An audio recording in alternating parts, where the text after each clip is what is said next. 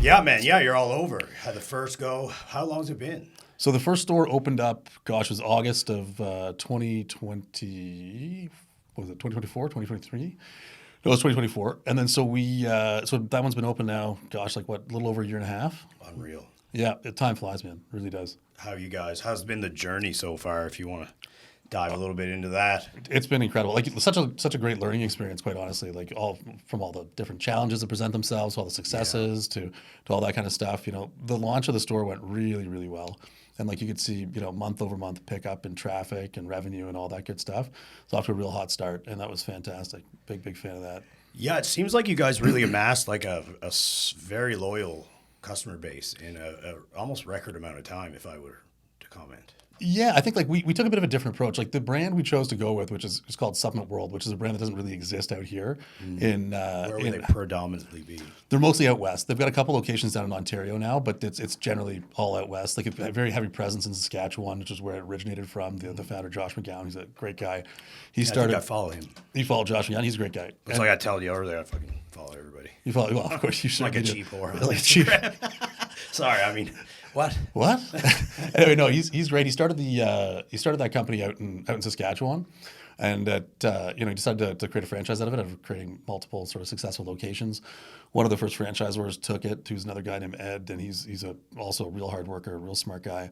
Took it and started creating stores out in Kelowna, and then they've just been expanding ever since. And now they're up to over 40 locations nationally, with us being the only ones out in the East Coast. Yeah. So you guys are just going to be the king of the East? That's the plan. We're trying. We're moving in that direction for sure. We've got so we started out in Halifax. You know, we had a tremendous amount of success there in Halifax. Like just great stuff. A couple hiccups with a construction project we can get into later, but that they launched right out front of our store there in Halifax. But outside of that construction project, and even during that construction project, just a tremendous amount of success. We decided to open up location number 2, which is down in Dartmouth, which is right around the corner from what you call it, that gym there. Now I'm blanking on it, that name.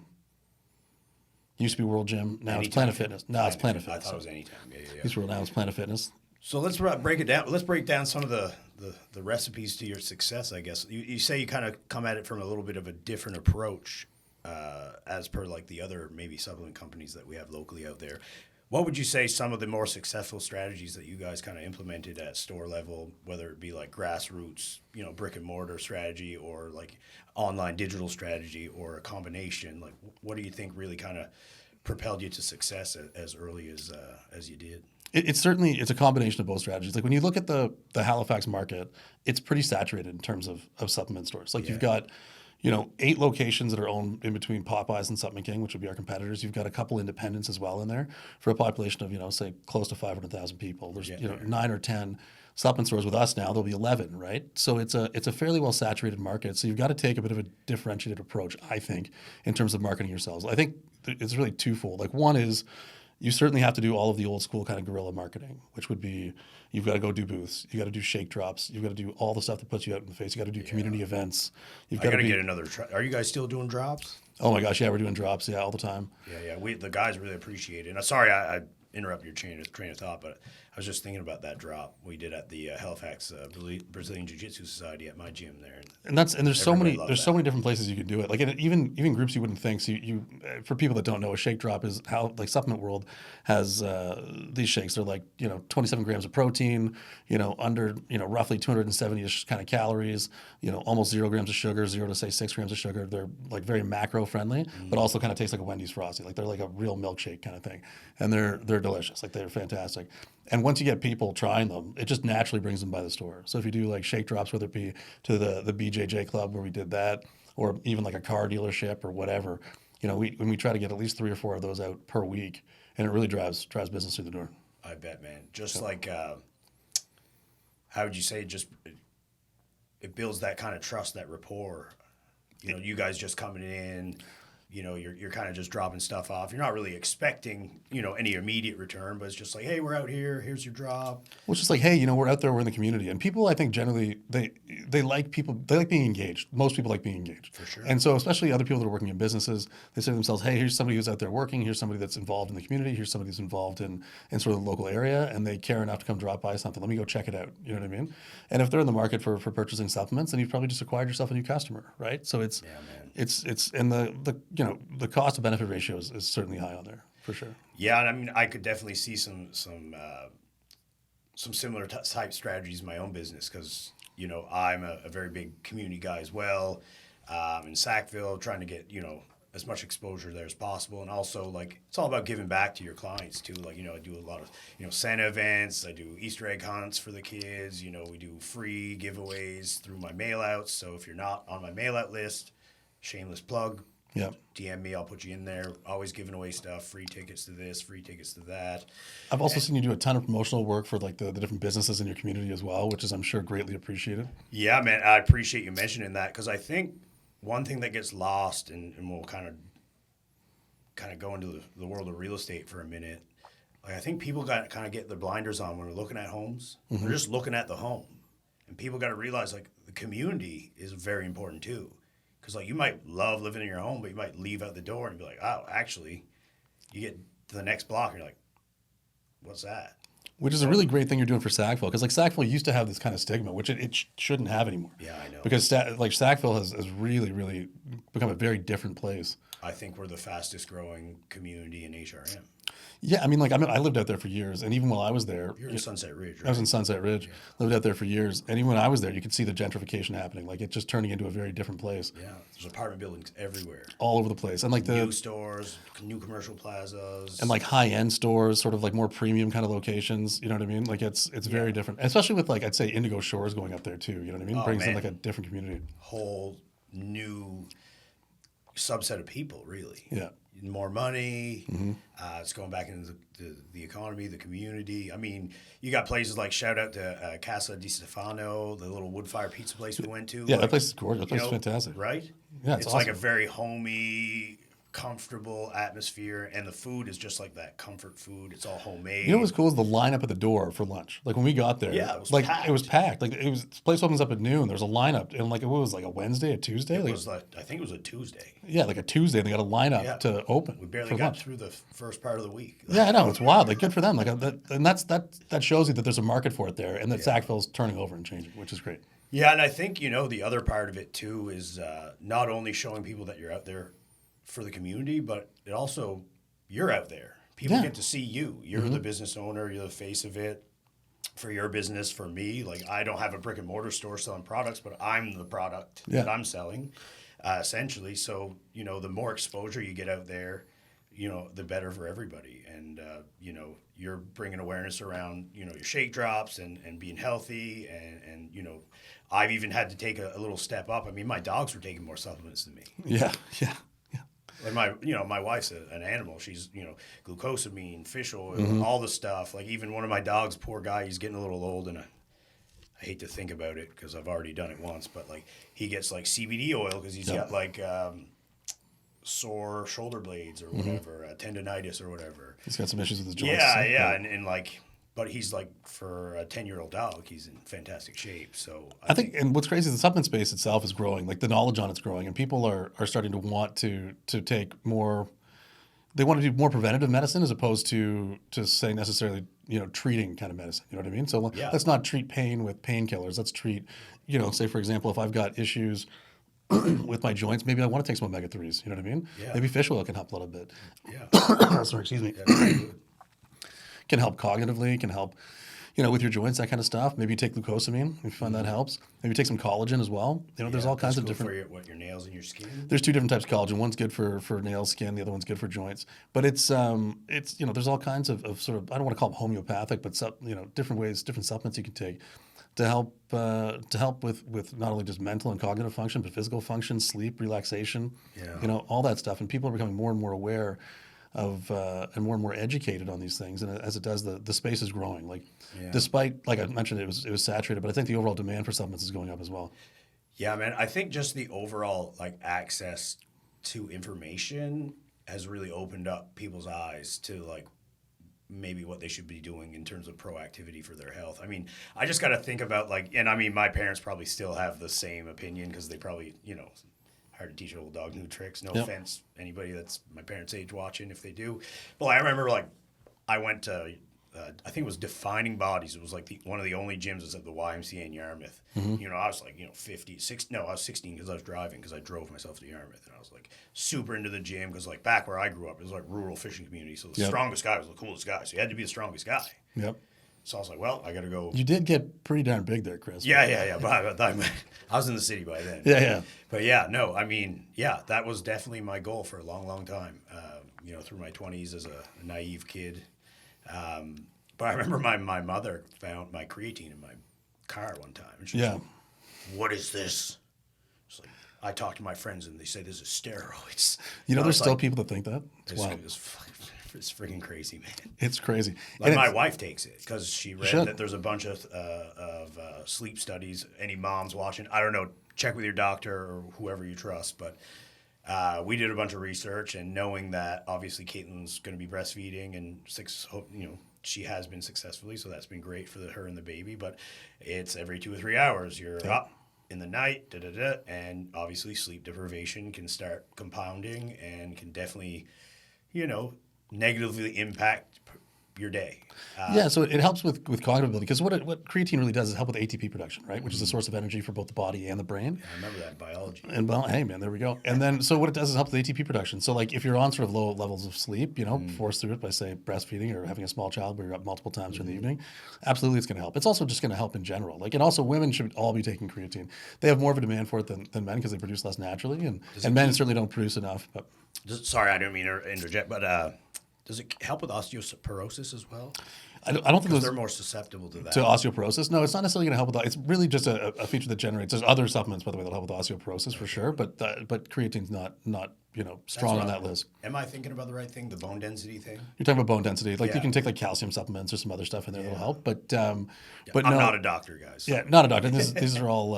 You source your own studies and information, but these are all sort of widely accepted. But creatine is really more of it really what it does is just generate ATP, which is both good for mind and body. It helps with cognitive function, helps with physical function, helps with energy levels. It's great. Yeah. Do you know what I struggle with is I was like, oh, Caitlin's taking it. And I bought some, I don't know if you remember, quite a while ago, and I've restocked at your other store because I wanted to check that one out. Because Caitlin wanted some more creatine. But like, I'm at the point in my life now, like you mentioned, you used to be pretty big. Yeah. I was like, yeah, I used to be. And I'm like, kind of like, don't want to be super small, but I just like to be this Chris. Yeah. And I take creatine, and automatically my body's like, well, we know what to do here. And the scale just goes. Well, like, and that's, we get that common complaint too about creatine, like with some, especially with our, I don't want to like generalize, but a lot of our female customers will come in and say, I don't want to get any heavier. You know what I mean? I don't want to. I'm even saying that. I'm looking on the scale. I'm like, I feel you, girl. Yeah. Like, I don't want to get, but it's actually good stuff because what it's doing is it's adding more, volume to your muscle is what it's going to do. Because it will provide a little bit of like, people say water retention, which it technically is, but it's water retention specifically in the muscle, which is a good thing because it actually makes you might go up on the scale, but you'll look leaner because your muscle tissue is pushing out against your fat, right? So it doesn't matter that shut up, Chris, and keep eating my creatine. Just shut up. Eat your creatine, then take a look at yourself in the mirror and be like, actually, even though the scale's up, 3-4 pounds, I actually look pretty good. Because I was like, I just checked this morning because I hadn't checked in a while because I shamefully like dropped the creatine for a minute because I was like pushing like 198. I'm only 5'6". Yeah, 198, that's pretty heavy. Yeah, and then I was like 191 this morning, so I was like, might have slunk into the McDonald's drive-thru for breakfast. couple like I can afford it. Couple Egg McMuffins and some creatine. Let's do this. Anyway, me complaining about weight, but like that's been like shamelessly like my main thing with creatine. It's like I feel good on it, and then I look at the scales like, well, that's not the way I want it to go. It's a common complaint, like super common. People just need to realize it's all good weight, like because weight's not bad. Like really, what you want to think about is in terms of health is where do you want to be from say like maybe a body fat percentage, where do you want to be in the higher ranges of it? Do you want to be in sort of mid-term ranges of it, which is probably best for health? Yeah. And then, once you're, and really not concern yourself too much with scale weight. Like scale weight is really irrelevant because it's, a mix up of both, muscle, water, and fat. So like, depending on the proportions of which it could be very different where you could still be, very, very heavy. And the funny part is I know all this. Yeah, I know. It still gets me. Yeah. No, I understand. That still gets me. Yeah.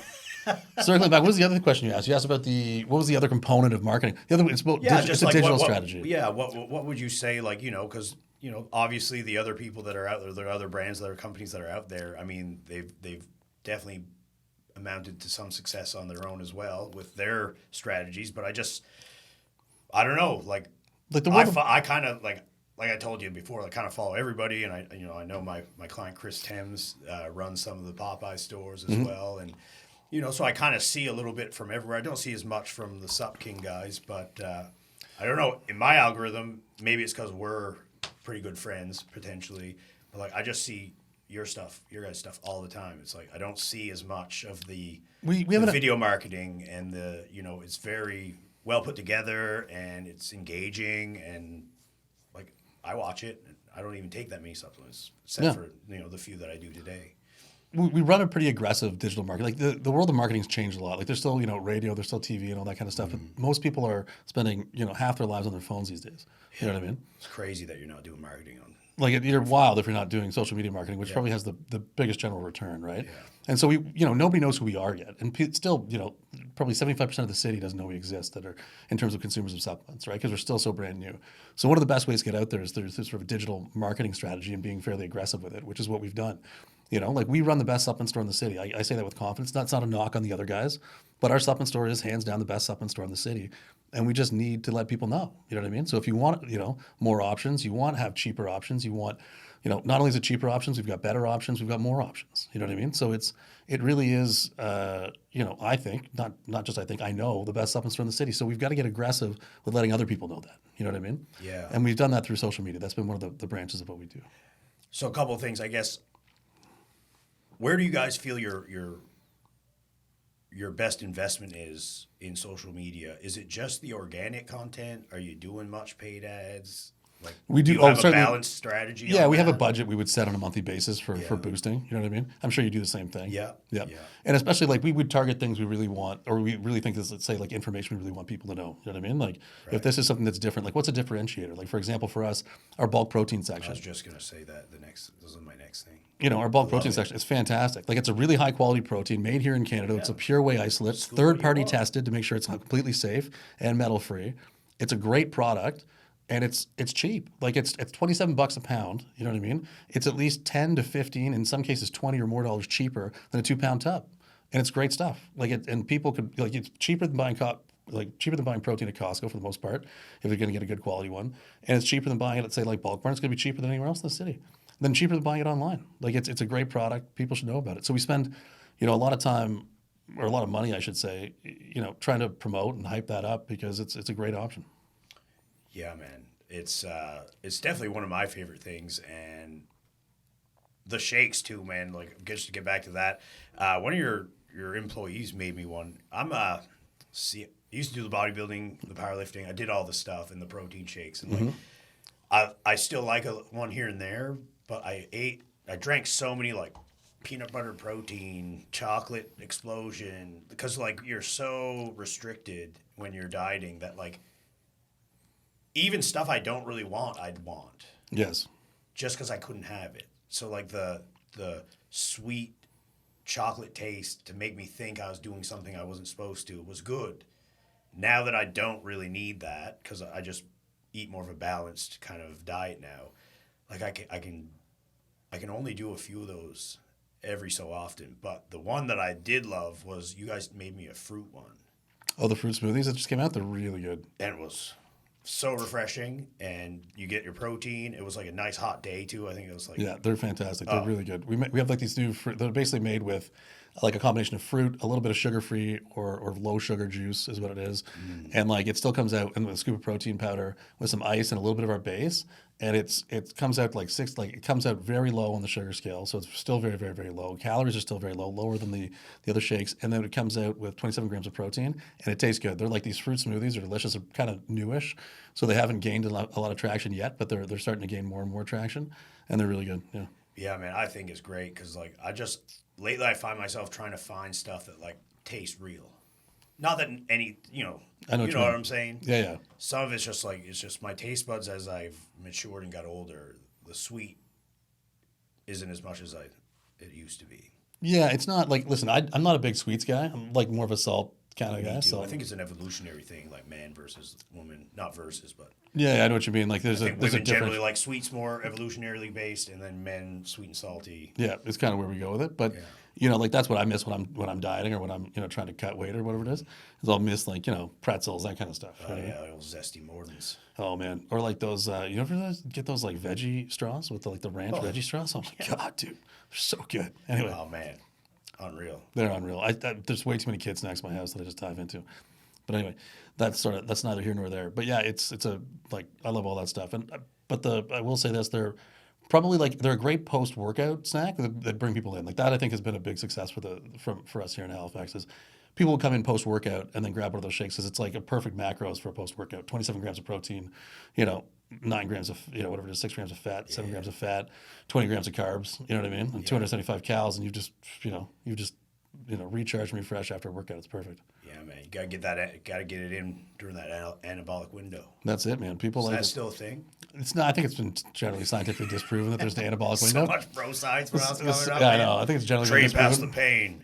I mean, I think some people still believe in it, and I'm certainly not an expert, and I don't want to start quoting stuff. But I think generally the science would tell you that's probably not true. As long as you're getting your protein goals and carbohydrate goals and fat goals in on a daily basis, you're probably fine. So do you think like that along with like, oh, you got to eat a pre-workout meal 30 minutes, 45 minutes before your workout, and then no later than 1 hour after you're done, or you lose everything. I think there's probably more truth to the first section of that than the second Just section. fuel up before. I think, I don't even know that it necessarily has to be protein, but you probably want, your muscle. You want carbohydrates. Fast acting. You want glycogen in the muscle, right? Which is basically another energy source for your muscle. Because the more energy you have in that muscle, the more you'll be able to lift, the more you'll be able to break down, and then the more you'll build back up on the repair side.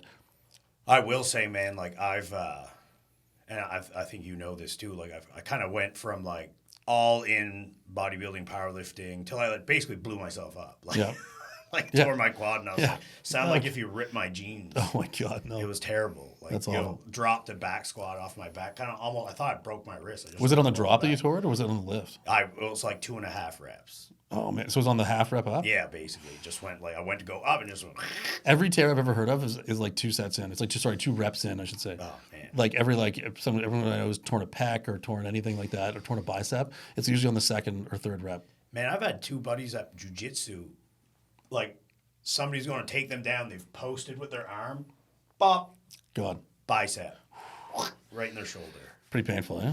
Well, yeah, they had to take my other buddies out, pull it down, and then like bolt a hole through his. It's like a toggle bolt. They like put a hole through his like forearm bone. Oh no! And then like, kind of like took a bolt and a nut and like fixed it back in so it would like reattach. So I'm not gonna lie. I don't know how profane we get it, but that sounds like it fucking sucks. I would not want any. Yeah, it's terrible. I wouldn't want anything You to do with still it. can't. It's been quite a few weeks, and the doctor's like, you still can't like lift much more than like 10 pounds with that arm, or it might like ruin it again. Yeah, no, I couldn't. Then poor guy just come back from knee reconstruction surgery, and then No. man, he had hard luck. And then my other buddy, same thing. He was like a black belt, but he just got back into it. He was doing like, kind of got into the weights and these hammer things and whatever. Like everybody's got their own path in their journey. And same thing, he was rolling, and he felt like a pop, and it was just like, he was like, oh no, wait, what was that? I was like, okay, we're good. And he was almost in shock, and he went in the bathroom with the mirror, so it was black. Dude, that's how you know. That's how you know you've torn something. Oh. Like if you take a look at it, it's going to go black real fast. Like you take a look at those, the bruising is wild. Yeah, man. On those tears, and they're very painful. They're tough to recover from a lot, and especially if you have to repair it from surgery. It's half the time it never kind of works or looks the same again. It's it's one of the when you train hard and you try to build to get heavy, it's one of those risks you just almost have to accept, which is just unfortunate. But yeah, it's like somebody asked. I laugh pretty hard at this because it's just like I feel like you already knew the answer to the question, but this young guy kind of asked me. I think he had like a profession. I think he was like going to be a doctor or something, and I mean probably a valid concern. He's like, "What's the chance that I'm going to get injured?" And I was like, "Pretty high." yeah, for sure. He's like, "What?" I was like, "What's a combat sport?" Yeah, like It's like you're wrestling around with people. limb locks. Yeah, and there's a good chance you're going to hurt yourself. Like 100%. He's like, I can't get hurt because I need my hands and stuff. I was like, well, you might want to find a different hobby. Yeah, like Brazilian Jiu-Jitsu, it's very it's a lot of grappling, it's a lot of arm locks, a lot of rear chokes. That's what I mean. We're not kicking you in the face or punching you, but like There's a lot of in between there that can happen. Like, Yeah, your arm gets in a bad spot. You we might. just talk knees and biceps and. Well, it's like, I mean, it'd be like going into a boxing club and being like, hey, I want to do some amateur boxing, and then being like, but you can't punch me in the face. Yeah, or what's the chances I'll get punched in the face? Yeah, Yeah, 100%. 100%. Yeah, it's pretty high. Like the injury probably may not be 100%, but it's pretty high. Yeah, you're gonna get like, we'll put a set of headgear on you, but yeah, you're gonna get punched. That's kind of the point. Yeah. That's what we're here for. What are you here for? Yeah. It's ridiculous. But anyway, I digress. I lost my train of thought here. I was talking about kind of a little bit of my journey, and I forget what we were leading that into. Yeah, we're talking about the success of Halifax, and how it was ramping up. It still is ramping up. It's doing really well, but like it was ramping up really, really high going into the spring last year.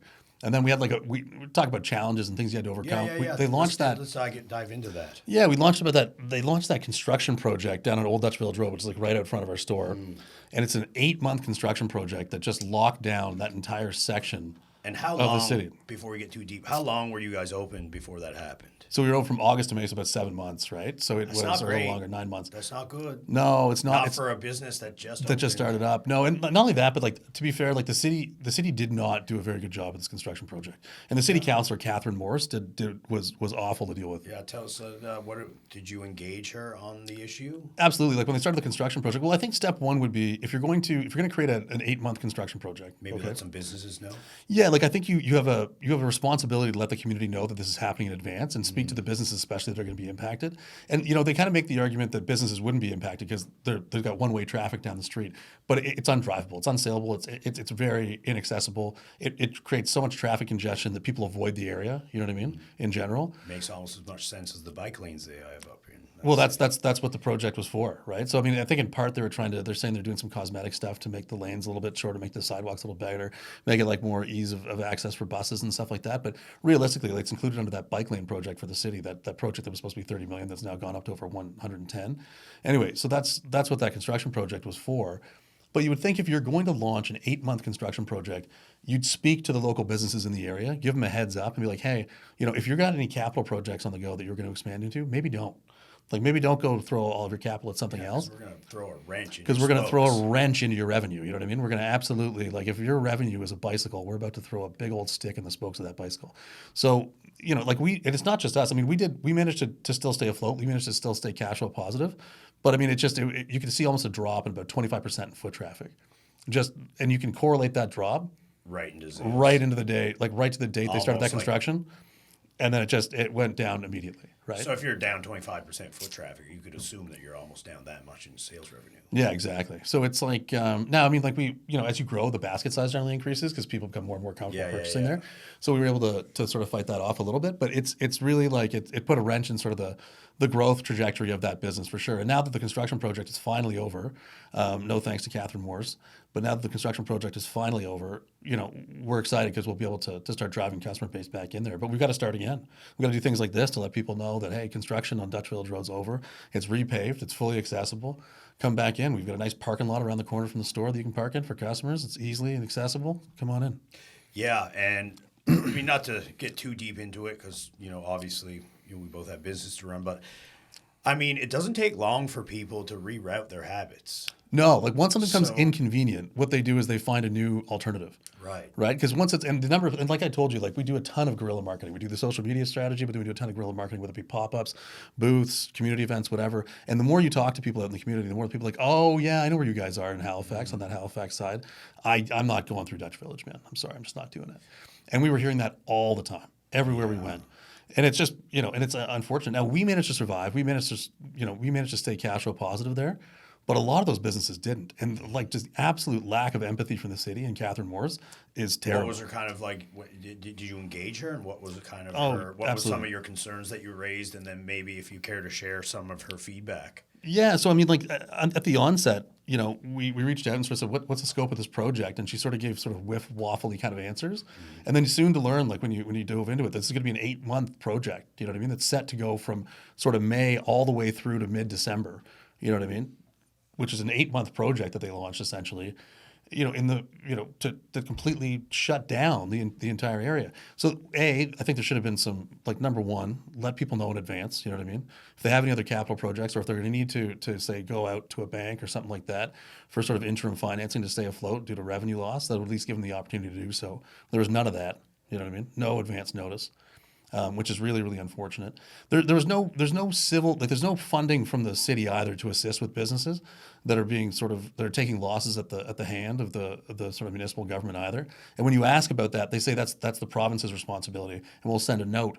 But that's it doesn't matter. The province never responds. They don't do anything. It's really just a way of saying I'm trying to help, but I'm not, because they're not actually. They know they're not going to get a response. They know there's not going to be an answer. Just lip service. It's a lip service to say it's passing the buck on to somebody else when that person's not going to do anything about it. Yeah, you know what I mean? A lot of that in government. There is a lot of that in government, but why they don't have, say, a special pool of funds associated with revenue loss due to construction is beyond me. Or why they wouldn't say to themselves, hey, maybe 8 months is too long of a period of time to put it out. Could we do this, is there any way to do this in 2 months? Any way to do this in 6 weeks? Any way to do it in 3 months? That kind of thing. Yeah, it just kind of irks me a little bit that they would do this to our business owners in the city, because who else does more for the city than people that run businesses? You would think that, Catherine Morse would be interested or care about the businesses that are supporting her community. But, she's unresponsive in general. You'll send a note, she may or may not get back to you, and then more and more recently won't get back to you. And when you say, hey, this is impacting our revenue, she says, I don't see why. You say, what do you mean you don't see why? I mean, you've shut down Dutch Village Road. It's impassable. There's lock, like it's gridlock traffic there for 6 hours a day. Like, people are avoiding the area. She's like, well, it's still technically available. They just need, there's still access routes to the store. There's technically, and then there's convenient. There's convenient. It's like, yeah, but you eradicated all convenience. So technically, if you want to, if you're Magellan and you can navigate, the maps and try to figure out alternative routes to get into places, then sure, yeah, you can. But people aren't doing that. Like, that's not a logical conclusion. That's not how people function. And she doesn't get it, nor does she particularly care. What does this lady do in her past life? I think she was a writer for the CBC. You know what's weird? A lot of counselors in the HRM were writers for the CBC. I don't want to get too deep, but like Lisa Blackburn was the one in Sackville. Nobody liked her. The cops hated her. Mm-hmm. Everybody hated her. I sent her a few scathing emails as well, mostly around the homeless encampment they're going to put in the Sackville Sports Stadium parking lot. It's a fantastic idea. Yeah. And then they put it in the ball field. But I just find that I don't know how all these, and that's probably why, and people can hang me if they want on this, but I'm going to say it anyway. Our city's in the state that it's in because we have unqualified people doing these jobs. And of course she wouldn't know, I can't even say it, but grass from her elbow, because she probably never ran a business. She wrote a little bit, and she's just totally out of touch with how things actually work in life. Well, I mean, I don't know that I don't know her well except through this, through this experience, which has been a negative experience. So I don't know what the rest of her qualifications are, but I can speak to the fact that she certainly doesn't seem to have any form of empathy towards the small businesses in her community and the situation that the city put them in. You know what I mean? Yeah. Which I would say is not a great quality in what I would want for my city councillor, but not when you take in the amount, the stress, blood, sweat, and tears, the capital you had to put in to make this business what it is and get it off the ground running, to just be almost hamstrung by 25% in the first year of your business. Yeah, and I don't want to talk about other people's businesses and start naming the names of the businesses that have failed and have shut down shop, because that's not my place. But people can probably find out pretty quick. You can find out online very, very quickly that at least 3 or 4 businesses down Dutch Village Road have completely shut down. And you think all those people probably took out personal loans to open those businesses. You know what I mean? All those people are probably in a worse financial position now because of it. Yeah. I mean, listen, I can only speak to my experience, and I just kind of revisited this because I was like, I'll shake this dead horse one more time. They released all R1 zoned homes could make a secondary suite, either attached or detached.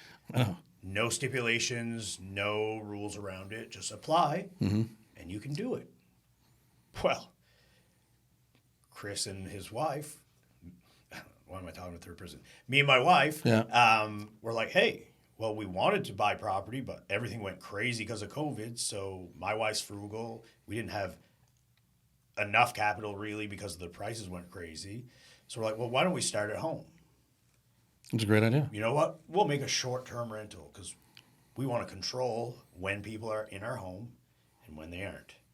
And, we're planning on having kids, Anyway, we do it. We invest about, all said and done, almost just short of $100,000 in our house. It's a fairly large capital investment. I would say. Who else got $100,000? Yeah, it's a lot of Probably money. not a people. Probably not a lot of people. And I mean, we didn't borrow any of it. Yeah, you threw in your own money. Yeah, we a little bit of line credit here, but then I killed myself hustling houses. Yeah, to get I paid it off. Mm-hmm. Anyway, we're making great money. We're getting it going. It's going. We're making $1,900 plus a month. in my AKA used to be garage. That's a great return. Right? Great return. I'm like, almost feels like stealing. Yeah. It's so good. All of a sudden, first year's good, no issues. Next thing, they want us to register, so we register. Then they're charging us the hotelier fee. That's an annual return of like 19%. Yeah. That's an incredible return. Yeah. Yeah, it was great. Sorry, just doing mental math. No. I've done the math too, and it makes me mad every time. Yeah. So, yeah, and then all of a sudden they want to register. Oh, we just want to know how many there are. Well, that's horse shit. Yeah. Next thing they come out with the tax. And I heard this from a friend of mine that was in the meeting, and I don't know how many people know this, but the hoteliers started complaining that we were scooping up some of their market share. Yep. And then they had a closed-door meeting, and the city just basically went, what do you want us to do? And they're like, we want you to charge them the hotelier tax, the hospitality tax. Mm-hmm. Can you imagine? A couple people out there, was there like 1,500 Airbnbs maybe? Tops. Yeah, and then these people giant, just trying to get ahead, and now these giant hoteliers want. Exactly. Oh, if they're making money with them, they need to charge that too. And do you know how much resources you have to have behind you to own a hotel? Oh, because banks don't love doing financing on hotels. I'm sure they I don't. can promise you you're a that. Commercial banker. I am, yeah, and they don't love doing financing on hotels. It's not their favorite thing to do. Yeah. They'll do it under special circumstances when there's enough assets behind the buyer that you can support it or you can wrap your head around it. But it's not their favorite thing to look at. Yeah. So my problem was, all of a sudden, there was registration. So first year was good. Then the second year registration. Third year, they send out updated rules, which read to me the same. All of a sudden, they're like, no.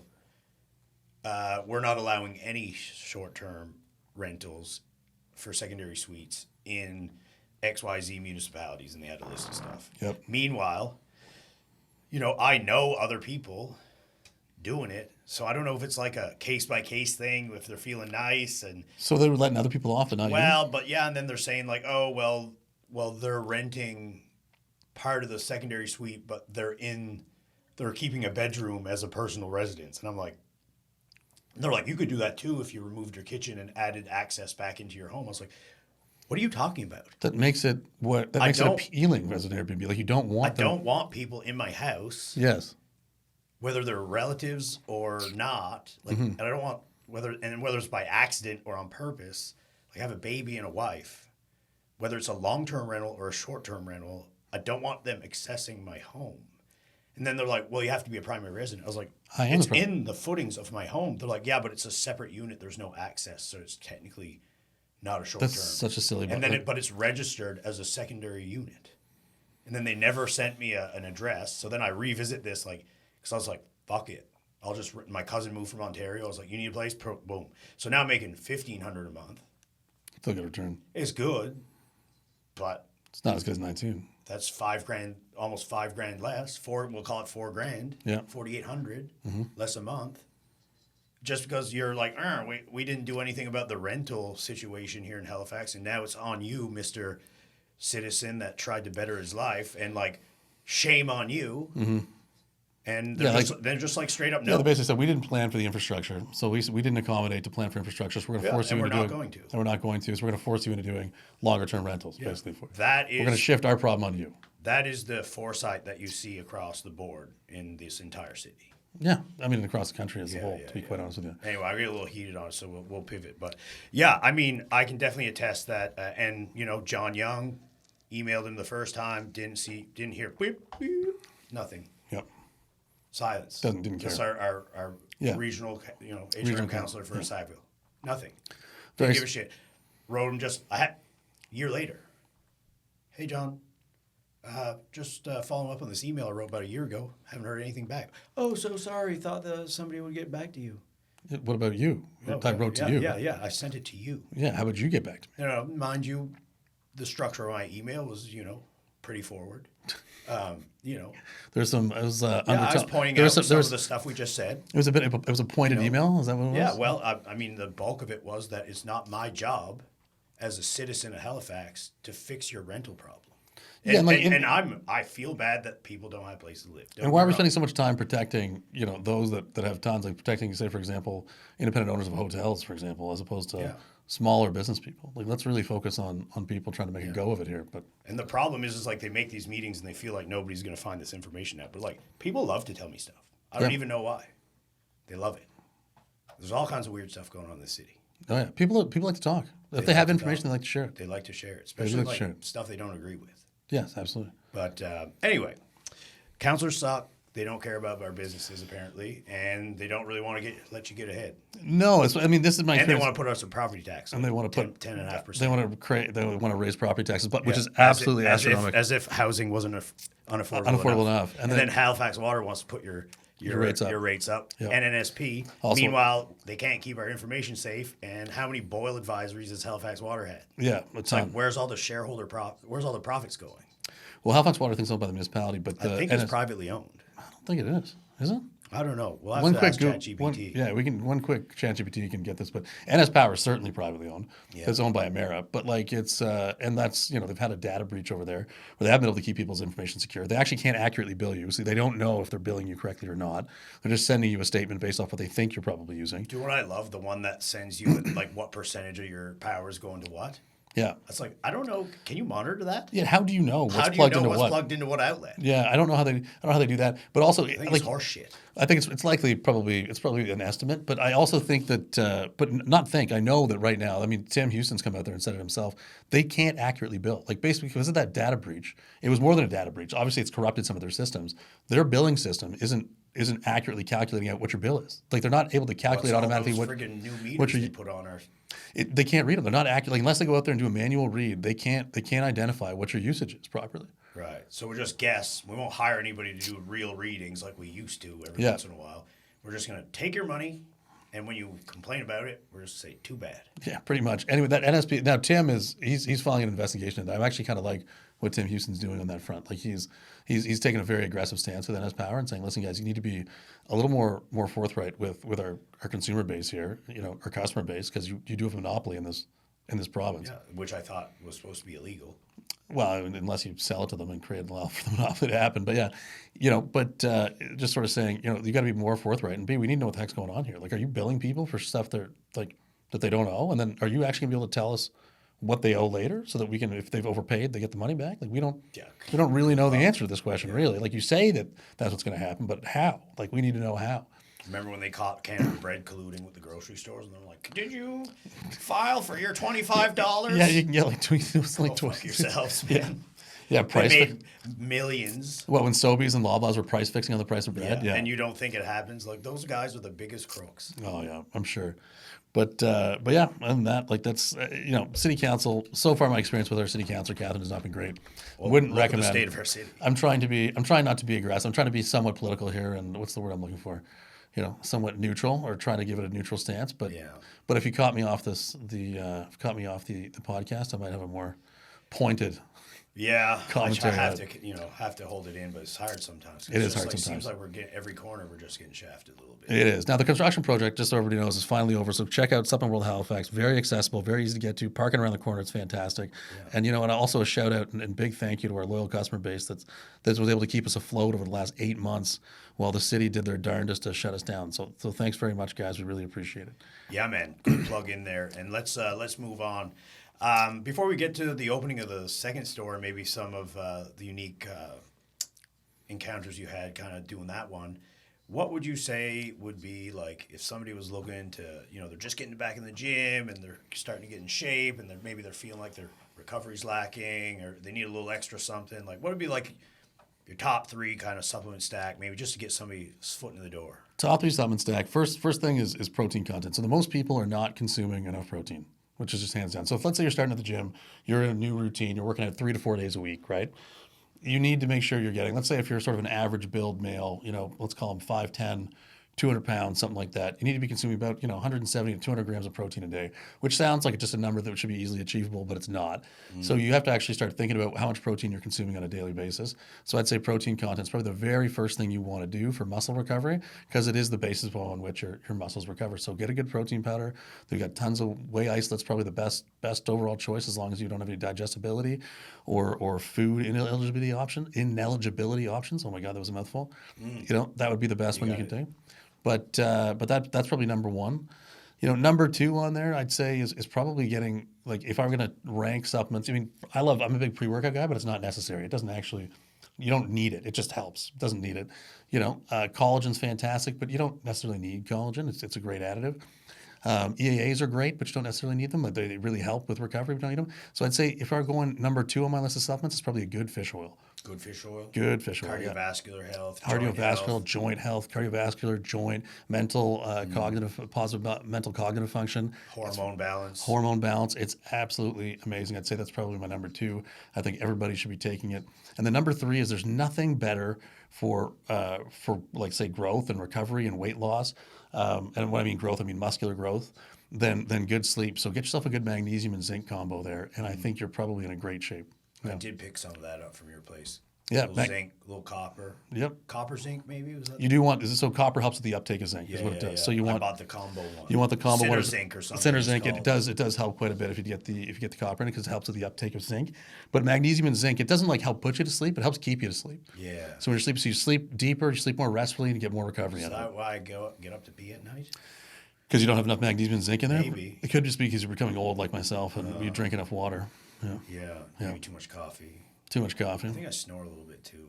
If you do snore, if you should check yourself out for sleep apnea, that can be a real killer. I did have it at one point when I was like 220 pounds. Yeah. And then I lost some weight, and went away. I think it's good. So Yeah.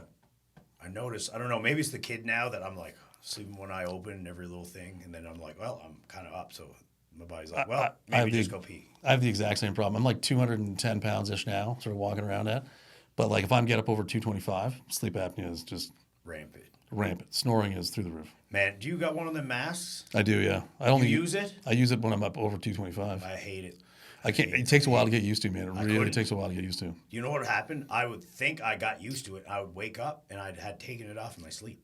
Oh, like you just rip it. I just peel it right off, just like I knock these headphones off. Did you have the full face one, or did you have the one that just goes up the nose? No, yeah. The full face? Oh, yeah. You should try the nose one.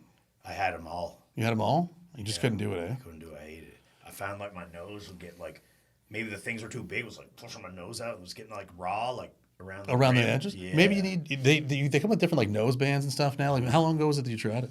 Oh man, it's quite a while ago, man. It's been a while since I've been that size of human. Well, if you're 2000s.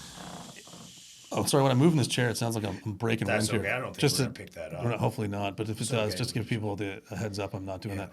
Well, that's okay. Even if it's part of human life. Just part of human life. Right. It's a relatively small room that's warm. I'm living with a baby, so there's all kinds of fun smells going on. I didn't even notice till he said it. Anyway, you know what? If you're only experiencing like mild sleep apnea, like say now that you're like say 192, 195 pounds, whatever you are, and sort of the sleep apnea has gone down, try just nasal strips. Nasal strips help out quite a bit. You know what? I was using them, and then you totally remind me. I just fell off of it. Nasal strips can help. Just breathe right strips, man. They help out a lot. Like, and that's like if you really hate the machine, and like for example, if it's not necessary because it's like very mild, grab a breathe right pack, man. Throw them on. They help out quite a bit. Do you ever do mouth taping? I've heard about mouth taping, but sometimes I worry to myself like. Yeah, you might not wake up. Yeah, that it's going to kill me. I'll just die. You're just getting congested through your nose, and you're just like what if I suddenly develop like sometimes I get like allergies to something, you know what I mean? Yeah, me like too. During the change of the seasons or something like that, and I wake up in the morning super stuffy. I can't breathe. And now I've got my mouth taped shut. What am I going to wake up in the middle of the night? I'm going to freak myself out. I don't want that. Yeah, me neither. Yeah, everybody's like, nasal breathing only. It's way better. I get it. I understand the concept. I get the concept. I don't know that I like the backup. It's good having a backup. Yeah. The nose doesn't work. The mouth is there. Yeah, you're still alive. You open it. You're still alive. There's a backup. It's not bad. I don't want to mouth breathe, but I want to live. Yeah, I mean, nobody wants to be a mouth breather. That's the reason people call people mouth breathers. It's not a thing that you want to be. But you know what? It's a great second alternative. Right. It's better than the alternative. Better than death. Yeah, much better than death. Yeah. Man. Yeah, I'm not into it. I don't know. I keep seeing the advertisements for it. They're like, my life's changed since I started mouth taping. Also, like, are you going to tape your mouth every night before you go to bed? Yeah. What about your lips? How do you get romantic with your partner? Right. What do? Like, you wait till afterwards at night? Like, Hold on, baby. Like, listen, you've got a kid. So listen, you'll experience this now. Yeah. What happens when you have a kid, you've got a partner in your life? Is it, daytime, I don't know if we're allowed to talk about it. We're going to talk about it in the daytime sort of conjugal activity. It sort of stops. Afternoon delight. Yeah, no afternoon delight. There's no time for that. No. Morning delight? No, the kids are there. They're already there. It's not happening that often anymore. Baby's in our bed. Yeah, it's super rare. Very rare that's going to happen. It's almost always at night. That's when it's going to happen. That's when it's going to go down. You know what I mean? And when that's happening, You know, what do you do? You just wait. Oh, hold on, sweet. Let me take the mouth tape Or off she before we get rolls this you over started. and she's like, whoa. Yeah, like you know, all of a sudden she comes to bed, you've got the mouth tape on. She's like, take that bad boy off. Right. You know what I mean? We're about to get down. Like it just, Right. I don't know how that fucking works. Like I can't imagine. Or what? You're like, whew, that was good, baby. Now put that mouth tape on, Yeah, would give you? me my tape here. I Yeah, gotta give me my get to tape. bed. I gotta get to bed. Like I don't see it, man. I just don't see how it's part of your routine. I find a struggle with the concept of it. So Oh, I don't know, man. Man. Yeah, I hear you. So sorry if we're knocking anybody with mouth tapes. I don't mean it intentionally. Please fire up some comments and tell us how it works and how it adds to your sex life because I can't see it. Yeah, me neither. Yeah. I mean, I definitely try to breathe through my nose when I'm training. But Oh, when for I'm sure. sleeping, I'm just letting her go. Like Whatever happens, my happens. Man. body takes over. Yeah, I mean, listen. I think generally, you know, your body wants to breathe through your nose. I think so. I think it's like a As long as it's innate not blocked. ability. Yeah, Yeah. you know. Yeah. Anyway, listen. I'm with you on the whole mouth taping. I'm not doing it. Yeah. And then they argue, it's like, well, your nose is like a filter and it filters all the microbes out of the air. So, like, if you're breathing through your mouth, you're getting more microbes, you're going to get more sick. I was like, yeah, you could also be more dead. Yeah, yeah. Like I mean, that's also like how much sickness is in your bedroom at night? Like, Right. you, Yeah. you know, unless like breathing myself in. unless your partner's sick or your baby's sick and they have to be in there. And then you know what? I've got bad news for you. You're fucked anyway. You're getting it. Right, So like you're it's getting it, you're yeah. getting it. It doesn't Yeah. matter. Like Yeah. anyway. Settle down, science. Yes, we all need to calm down a little bit. Mouth taping, I think, is like an extreme version of it. It Anyway. is definitely. It's like one of those fads that I was like, Yeah. I'll give her a try. I tried Did you try it? a minute. How was it? I hated it. Yeah, I'm not surprised. I was like, I feel like I can't breathe. And when I can't breathe, especially through my nose, and I have to breathe through I get like anxious. And I feel like it's like not that far of a step away from just sleeping with a ball gag. You know what I Right. mean? Like, what are we doing here? It's not. Maybe would probably be easier. Yeah, I don't know. I can't We with the. cinch it in. Yeah, they can't take that off. That Right. bad boy's locked in. Yeah, maybe that's what they need. Friggin' snore shop, take notes. Take that friggin' sleep apnea You know what? machine Listen, off. business idea number 3 Right. here. We've TM. got that's it. We're Patent it. Patent it with just a full covering. Right. Strap it around the head. Right. Multi-purpose. Top and bottom. You know what? We can have multiple stairs. We can sell to the snore shop and pleasures and treasures. So I think we've got ourselves a real winner here. Full pronged approach. Full pronged approach. I think we've really nailed it. Oh man, we're getting off topic here. We are getting off Let's topic. go. Let's go. Store 2. Store 2, When did we open store 2? October 4th. So it's brand new. It's like what is it? 2 months old yesterday. fire new. Right, brand fire new. Wow. And the uptake there has been fantastic. Like It's been 2 months already. oh yeah, just been 2 months. But that's Still brand hot when new, I man. went there first time. That's because it was October. And then like, have you noticed it got really cold? Like just really fast. So cold. It happens every time. Everybody's so surprised, but I'm waiting for it. It's like somebody flicked the switch and it's like, boom. I feel like a week ago it was like 12 degrees out, 13 degrees out. Now it's it like was 12 degrees yesterday. it's minus 13. What the fuck's going on? That's not. I don't That's know, not. man. That's not it. Anyway, but Climate change. climate change. Fuck. It's like, where's that global warming? Give me some of that right Have you now. ever noticed they went from global warming to climate change? Cause Yeah, because it's not warm. It's cold. Right. Yeah, but warm other places than cold other Yeah, places. yeah. Yeah. It's like they don't really know what they got and sort of just keep pivoting They on pivot on it. Yeah, I love how listen, man. I don't want to necessarily go down this rabbit hole, but like, Sorry, I keep dragging dragging you it. over I want to go down this rabbit hole, but like, remember when they said that like all of New York was going to be underwater by like 2010 or something like that? You remember Al Gore put out that, Yeah, that movie, book, The yeah. Inconvenient Truth? Inconvenient and Truth, yeah. fucking freaked everybody out. And then none of it happened. None of it happened. Yeah, And this guy's rich. off that book. Yeah. And, well, I mean, and other things too. And the biography, yeah, like not just the book. There's There's a biography. There's yeah. movie. There's Yeah. and they're like, oh yeah, the holes in the ozone, and there's no more holes in the ozone all of a sudden. Yeah, and I don't know. New York's not underwater. I don't know. Right. Yeah. And everybody's still alive. Yeah. Just thriving. Yeah. Yeah. Population's higher than it's ever been. Right. Yeah. Ever. They say it's almost like too high. Yeah. Except. I don't Right. know. But then, isn't there like a whole group? Never mind. Let's not go down the rabbit hole. Yeah, Let's not do this. We always take it here. Yeah, We always end up here. Let's not go down this rabbit hole. we can do that at the cigar lounge. Yeah, we can do that at the Cigar Lounge. Let's not go down this rabbit hole. But yeah, no, Store 2 is doing really, really well. And, and like that's an entrenched, it's a great area of Dartmouth to be in. We're set up right next to Planet Fitness, which is they're a great gym, great partner. Yeah. Down the road from Good Life, who have been great partners with us too, helped us out quite a bit from a marketing standpoint, which we really appreciate. Funneling. Yeah, no, it's great. And there's other gyms we haven't even spoken to out there. There's an F45 in Burnside I'm looking forward to speaking with. Did you guys hit up Blended at all, Dave Ray? Blended, we had a little chat with Blended Athletics. You know what I mean? Shout out to Dave. Shout out to Dave. Apparently, listen, I've heard nothing but good things about that group. You know what? Nothing but good things about Blended Athletics. I'll tell you just a little side note on Dave. When I first got into real estate, I was like, I need to get into this digital social media marketing. Mm-hmm. And at the time, it was like COVID, and I'm watching their stuff, and it's super super cool. And then I noticed that he's also owns a marketing company that I didn't know they that. started. Well, they kind of had some free time over COVID, so they were like, well, we're pretty good at this, so why don't we open a company and maybe we can like do some of this marketing stuff. And anyway, they ended up selling it.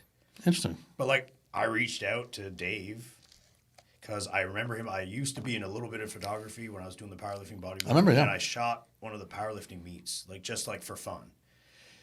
And I talked to him and I bought one of his hoodies and they're just opened and I really liked kind of the whole thing he had going on. And they've grown and changed and added stuff as well.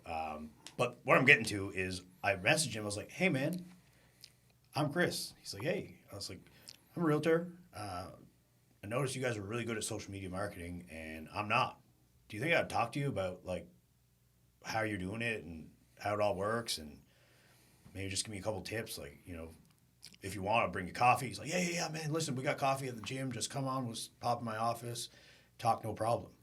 I do almost once a year. I go and talk to him about Google marketing, meta marketing, organic strategy, how they track shit.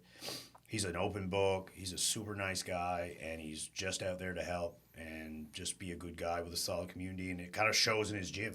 Yeah, the feedback I've heard on him is that he's very, very big on supporting local. He's very, very big on being immersed in the community around him, which is to me like those are common values that we share as well. And we just spoke about community. And like how important it is to be involved in your community, whether we were involved in the Dartmouth community or we're involved in the Fairview community with both locations. But that's key number one. Like you want to be a part of your community. If you're going to be a business in there, you've got to give back as well. You know, you're taking. Yeah. So you got to give. It's give and take. It's give and take. A lot take. of people always like this. Yeah, hand out. No. And that's no more putting out. Take. Yeah. No give. I've heard nothing but good things about Blended Athletic and their ownership group there. Well, shout out to Blended and Dave.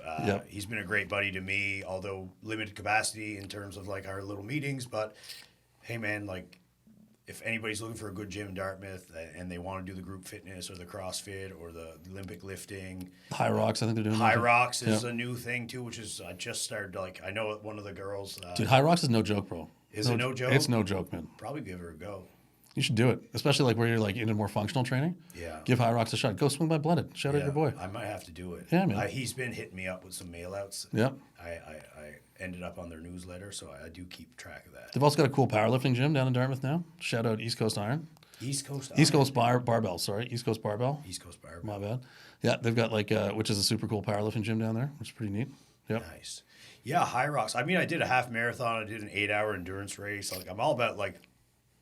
I don't know. My wife thinks I'm crazy, but like every once in a while, I'm like, Caitlin, I gotta go suffer a little bit. It makes you feel better, man. And she goes, "What?" I go, "Yeah, I think it like whether it's like non-motorized pack in, pack out moose hunt, and like pack the moose out on your back, and it's like 10 kilometers in the woods and 10 kilometers out behind the camp where you shot the moose. Yeah, hauling all the meat. You're like a marathon's worth of weighted packing, and it's like you're dead by the end of it, but you feel so." I don't know. For me, it's just like so revitalizing. Oh man, I love. There's nothing better than doing hard stuff. There's nothing better than doing something hard. So happy to hear. It's the best. Like one of the I've started discovering this myself like much younger. Like then I got into sort of weightlifting and all the rest of stuff. Did a show or whatever, all that kind of stuff, that's super hard. Mentally hard, more than physical. It's both. It's both. But yeah, it's super mentally difficult. It's physically difficult.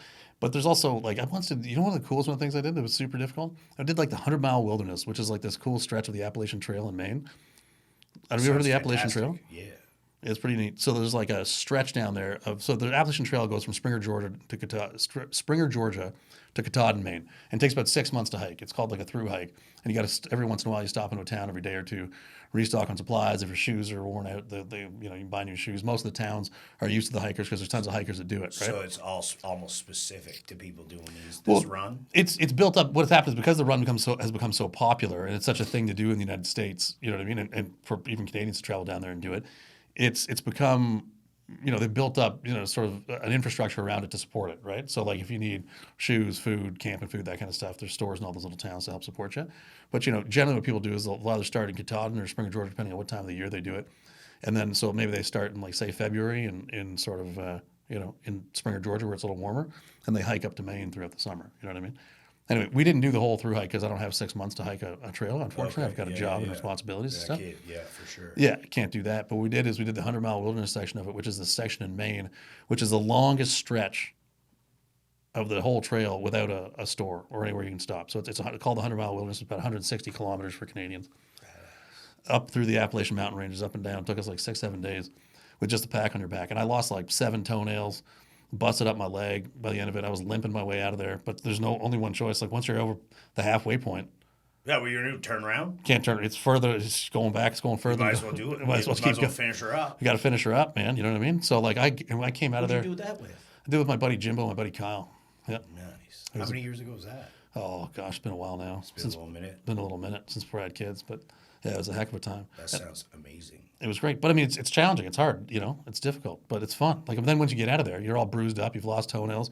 You're a hot mess. You've lost like 14 pounds in 6 days. Yeah. And, you look like Grizzly Adams. You look like Grizzly Adams. You look like a shadow of your old self, but you feel great. Like you feel awesome. Man. And like, yeah, 100%. And like, sure, there's like, you might be well, I guess you didn't pop into any town, so no showers. No showers. I smelled like vinegar coming out of there. Oh, yeah, funny. I don't even know what it smelled like. All I knew is I just come straight home, went downstairs and showered, and then I shaved my whole beard off. I was like, it's all got to go. It's all got to go. But like, man, me and my buddy BJ, the last like tough thing that I really enjoyed was he was with me on the non-motorized, him and my buddy Steve Benson, my buddy Falco, and we're like, and then I got my buddy Steve, my buddy Steve's best friend from Australia flew down in like October to Canada to come moose hunting with us. And he just thought it was the best. So we had the greatest time. I worked hard every day, and then we just come hang out in that little hunting camp, have a couple pops. That's one thing I want to take up in life. Like I don't have a gun license, but I just got to find time now. Although I think I may have an extra weekend or two on my hands nowadays. I might go down and get my gun license because I've always wanted to go duck hunting. Yeah, I need to like bird hunt. We can do pheasant it all. Hunt. Yeah. Do it all. Like I said, I don't have as much time, but like I always try and find time to do that stuff. But the main story is like we went hunting on an island, and like my wife was like, "Well, I hope you get your deer right away." I was like, "I don't." Yep. She was like, "What?" I was like, "We're gonna take some life. We got to suffer for a while." Yep. Mm-hmm. She's like, "Man, your idea of fun versus mine my idea of fun is very totally different. No, I like suffering, man. Push yourself. Do hard stuff. Yeah, I don't get people that just want to like go through life and not really like struggle to it. No, that's why it's addictive, man. That's why people train for marathons. That's why people, train for Ironman. I want to do a 100-mile race someday. Yeah, that's crazy. 100 miles is you walked it. Yeah, I'd walk up and down a mountain range. It took me 6 days. Yeah. I bet you'd finish that a lot faster in a race. But yeah, well, maybe or not. Yeah. Who knows? Like Die trying. But that's what I'm talking about. Like you have to, like that's the kind of fun stuff that it doesn't feel fun. It's called like secondhand fun. It's not fun when you're doing it. It's always after. It's always after. You're like feel this great sense of accomplishment. It's amazing. Biggest piece of advice, life advice I can give is do hard stuff. Because once you get accustomed to doing hard stuff, it becomes easier and easier. And I think it helps in business because owning a business isn't easier. I was just going to say that. It's fucking hard, man. It's work. Yeah. It's a ton of work. Teaches you to grind through the shit. Yeah, man. Grind through this construction project. Oh, what are you going to do? The construction project's dropping traffic, so you're just going to sit back and let it happen? Or you're going to get out there and market your ass off, do as many booths as you possibly can, advertise your company as hard as you can, to drive as many people through that door as you can, while the city's made it as inconvenient possible to access. Yep. That's what you did. And this is like a drop in the hat versus hiking 100 miles, not showering, barely probably eating good. You're all beat up. Just eaten alive by bugs, you know what I mean? Yeah. Maybe by a bear. Yeah, dude, I got chased by a moose on that trip. Did you? I did, yeah. That's I came amazing. across bull moose? Yeah, I came across a bull moose. Big one? It was a big one, yeah. How far did he chase you? I was shitting my pants. I was shitting my pants. I was terrified, man. It was for people that don't understand, a moose is the size of a half-ton truck. It's a big animal. My father didn't run into one, but come across one. He could have put the front end of his truck under his stomach. So this thing, it's not like a deer. So I come around the corner. They're 1,000 pounds. This is like day 4, right? I come around a corner. So I'm already kind of half beat up. I come around a corner. I look, and this thing is just right off the side of the path. No. And it just looks at me, and I just freeze. It's like, you're not supposed to be here. And I just sort of try to slowly back up and just walk away. You know what I mean? Hopefully this thing will go away. No, man, it came right at me. Oh, yeah. And I had bolted. Fortunately for me, there was this hill, maybe 10 feet away, and I just dove down this hill, and it just gave up at that point. Yeah, otherwise, I don't like hills that much. Well, it didn't like the hill enough to want to take me out. But if that thing had come at me, I'd be toast. Had big antlers. Yeah, that thing would have killed me. Yeah, for sure. It's like 1,000-pound bull moose. Yeah.